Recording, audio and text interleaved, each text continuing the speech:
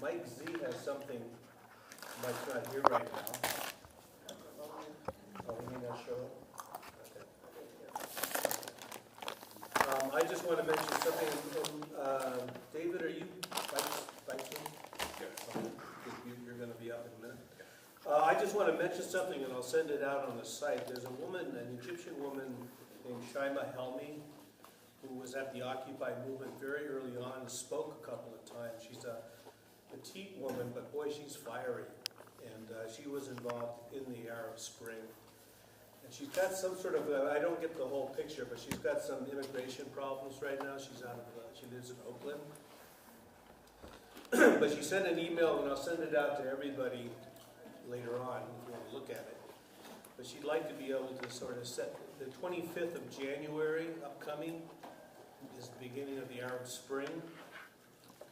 And so, you know, I'm going to work with Code Pink and whoever I can get a hold of and see if we can sort of have something, work towards some sort of a demonstration and get a few speakers on that day.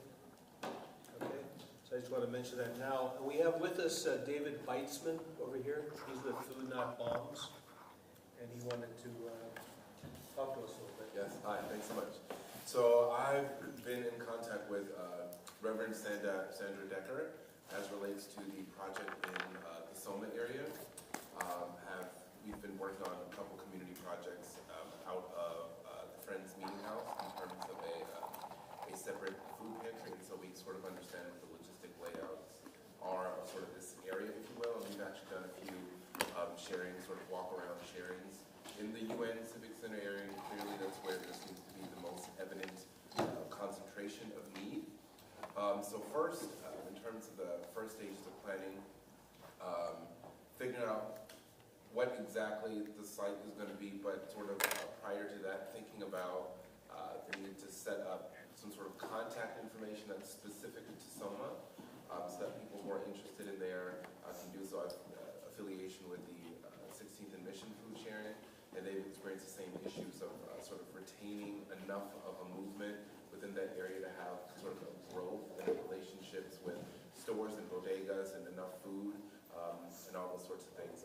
And at the pantry, it's interesting, we sort of have the reverse problem where we don't have enough logistics networks with other, either with 16th and Mission or other sites in the area, even here. So what happens is we might have food. Last Saturday we had a huge chunk of bread that we had to refuse because we just don't have the capacity to give it out.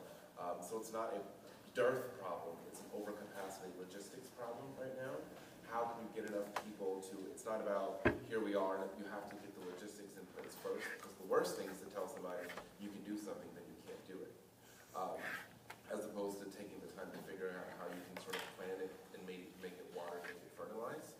So logistics first, trucks, movements, where stores are, getting people to sort of figure out how that's going to work. And then we're also in need of obviously supplies, and the first thing that we should do is sort of support and help and use that food to support other organizations to sort of cross-fertilize first, so that people can cross-communicate what you guys are talking about in terms of meetings. It makes sense, I promise.